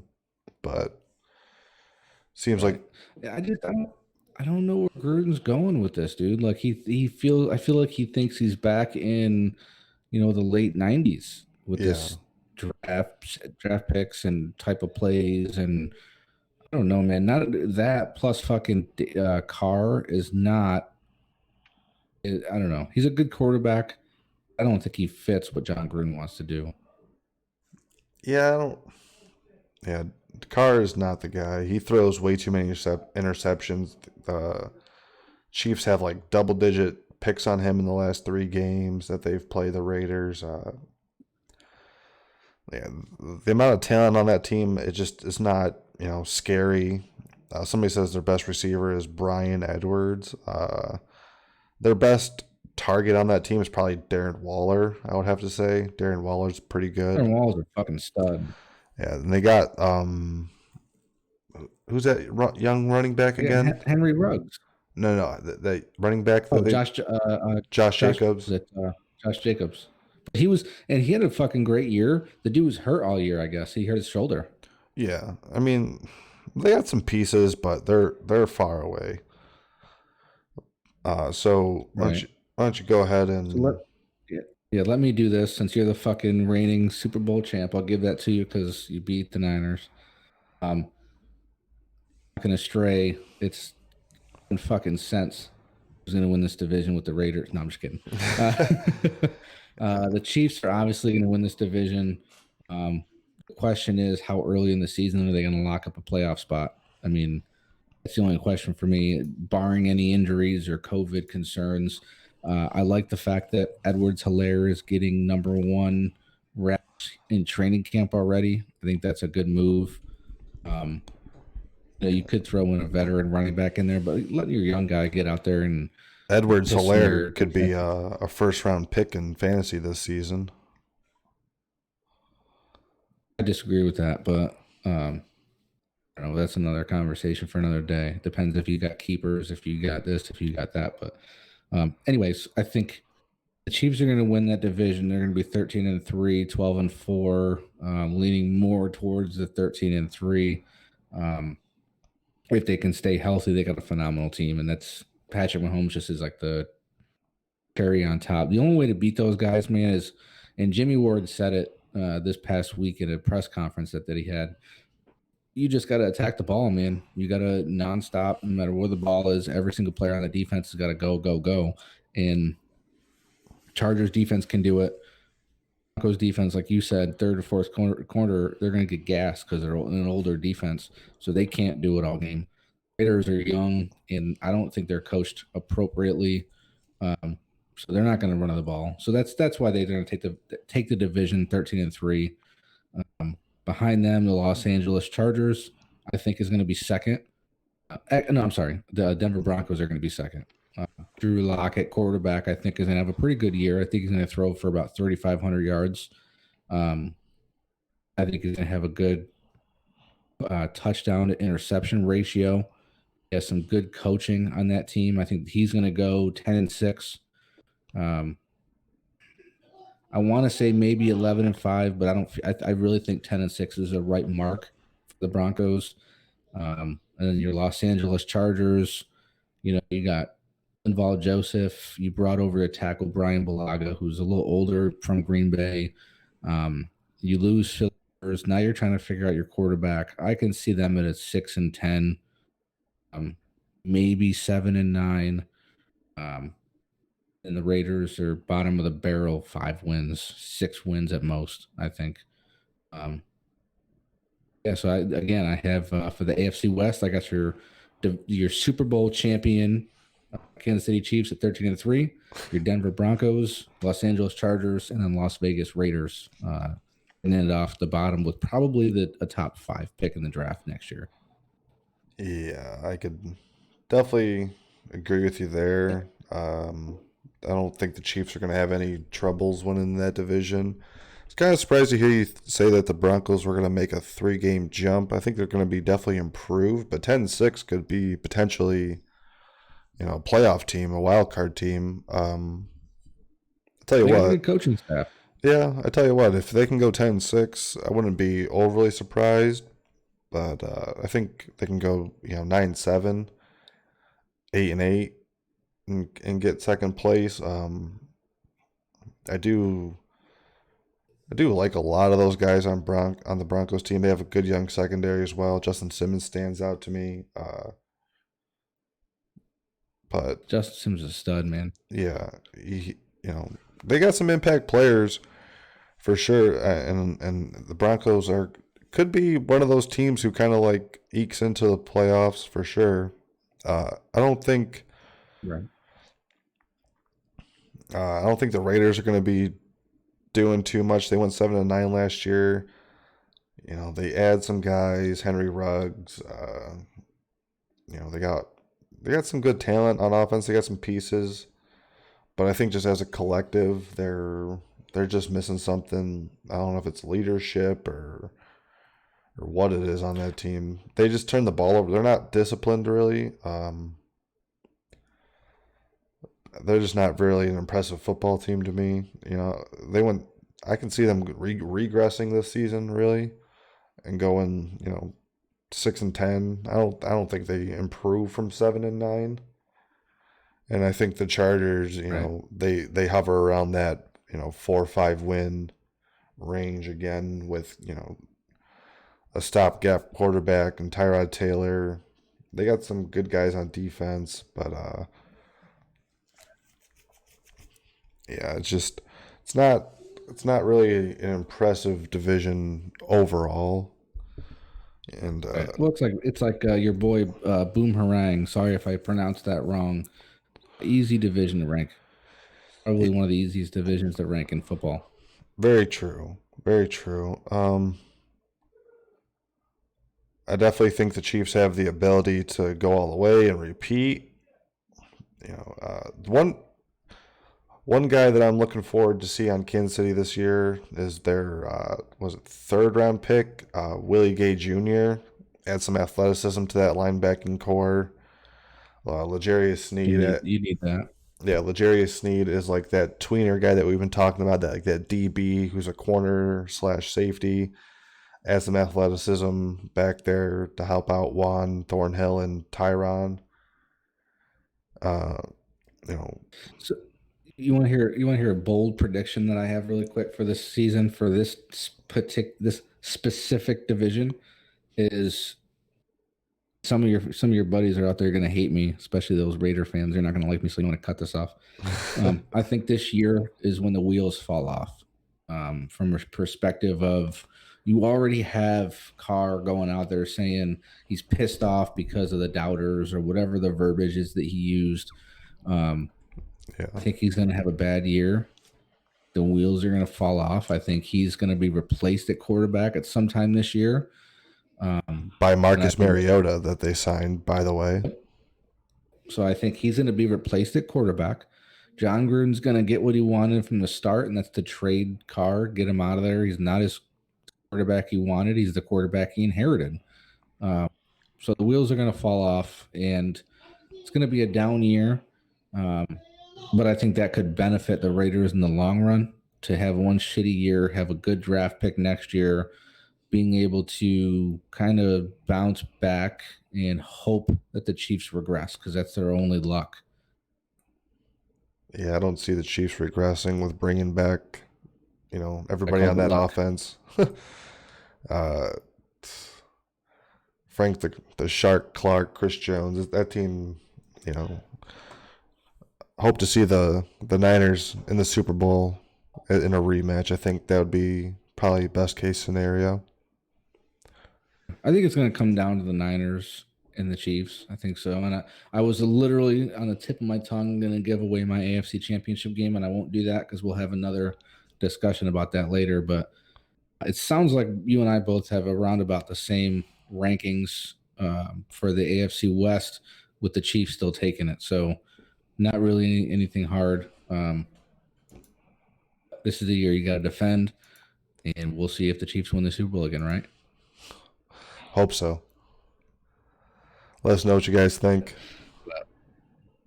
Let us know what you guys think. Tell us your rankings in the comment and subscribe. Give us some likes and pass the word around. Let everybody know that this is going on. We'll have more videos. We'll try to do some live videos. I would like to have some of our viewers on the show at some point. So let's go get the name out there, guys. Bang Bang Niner Gang. This is Mikey. This is Nick. We'll see you guys next time. Peace.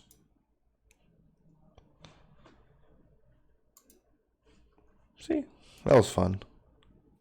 That was fun. I think we got to come up with some new topics, and we might need some of our guys here, like Boomerang and Def Jeff, to help us come up with some topics that we're going to talk about next time. Yeah, it's not. I want everybody to know, whoever the fuck is listening, probably not many. This doesn't just have to be a strictly football podcast. We're going to focus on that mainly, but we're going to have sub channels, if you will. Mixed martial arts, so we could talk about UFC. We could talk about how your girl Paige Van Zant went over to Bare Knuckle FC, which is a very surprising move. We can go over some picks, like your boy Stipe Miocic. Stipe Miocic is about to end your boy DC, and DC will never be the best ever because he couldn't beat John Jones, and he's not gonna be able to beat Stipe. He just falls short. The Sugar Show is tomorrow. The Sugar Show is going to be tomorrow, so I hope all you guys are watching, and drop your predictions for that fight too on our comments. Yeah, I definitely think I was talking about it earlier in my prediction for the Stipe DC fight was Stipe in the third and Sugar Show in the first. The first, yeah. I mean, dude, Chito Vera likes to get hit. That's what Sugar said, and the dude does, but the black belt in jiu-jitsu, man. So we'll see what Sugar has to defend that first. Yeah. Who else is on that card? Junior Dos Santos is fighting Rosenstruik. Oh, yeah. He just got KO'd by Francisco Ngannou in like 10 seconds. But he also knocked Alistair Overeem's lip off his face, too. In the last 10 seconds of the fight. That'll be a banger. JDS, I mean, this is JDS's definite, last hurrah. Oh, yeah. Pretty much. He's going for the title now, and if he loses, he's done, I think. So I think it's funny, though, how you have DC and Stipe as the main fight, the main headline. But instead of putting JDS and Rosenstruik as the co-main, you put Sugar at ranked 14. That was interesting to me. Yeah, because they're trying to build him. They're trying to give him that spotlight. They're trying to build a superstar. Dana knows what he's doing, man. If Sugar goes out and he performs and he wins on that stage, holy shit, that kid's gonna rocket to stardom. Like, I was watching that Q&A, and he said that he considered Vera a top 10 because DC asked him, do you think a top 10 guy is next? And Sugar was like, well, he really won his last fight if you went and looked at it. So he is a top 10 guy. So if he beats him, who he considers a top 10 dude, and then, and he goes on. Wait a minute. What do you mean he considers he is a top 10 dude? I mean, if Vera? you look at, he's not top 10, but in the he's not. But if you look at what he's done, I mean, he's quietly won 7 fights in a row. He's got 9 wins in the UFC. So if he beats Sugar He's got double-digit wins. That's really hard to do in the UFC. Yeah, absolutely. He's a definite fucking scrapper. You know, he's the real deal. So I'm saying if Sugar can go out there, you know, lay him out like he's been laying dudes out, and if Cody, I don't. But here's the thing, like he kind of wanted Cody next, but if Cody comes out Cody's and fighting for the belt. well, no, yeah, exactly. Cody's fighting whoever next. He already has a fight lined up, so Cody's not going to beat that guy if he wins. If Cody loses that fight, Cody's the next fight for Sugar for sure, I think. But if not, then no. Depends on how this fight. If Sugar wins this fight against Cheeto in a decision, and then Cody loses by knockout, I don't think it's his fight. Yeah, I see what you mean. He has to make a rematch. Yeah, he has to, you know, make a statement for sure. So that'll be crazy to see. It's gonna be a fucking stacked card. Yeah, I'm pumped. Any notable guys on the undercard? Miller. I think Jim Miller's on the undercard. Really? He's still around? Elise Herrig. She's coming back after a 2-year hiatus. Wow. And I know Dillashaw is going to be getting into the mix again too. TJ's coming back.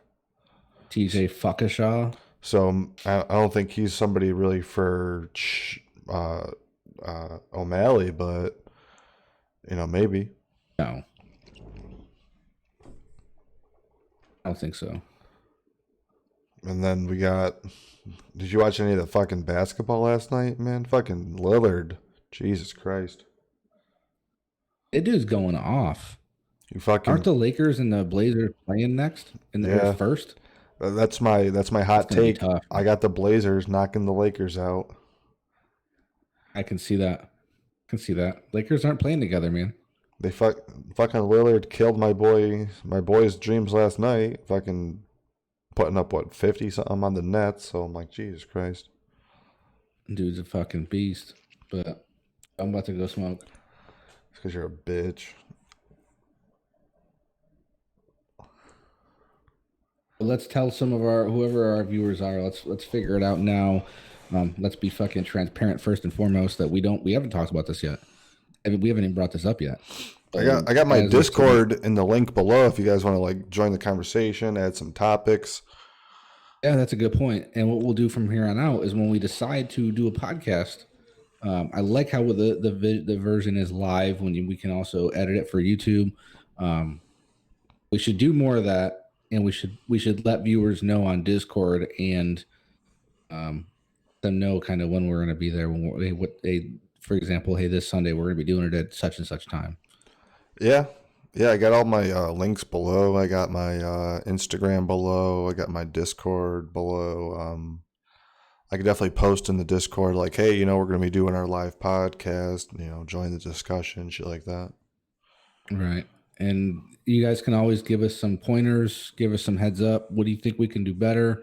And we're trying to go with this shit, man. We're not trying to stop. We're trying to go with this shit and take off. So anything helps. Yeah. It's fun. Even just like small transformations from week to week, from starting how we started to even just doing this it's exciting, and you know, just trying to grow and do better each and every week. It's pretty dope. Go smoke now, dude. Later. I'm out. See y'all later. Peace.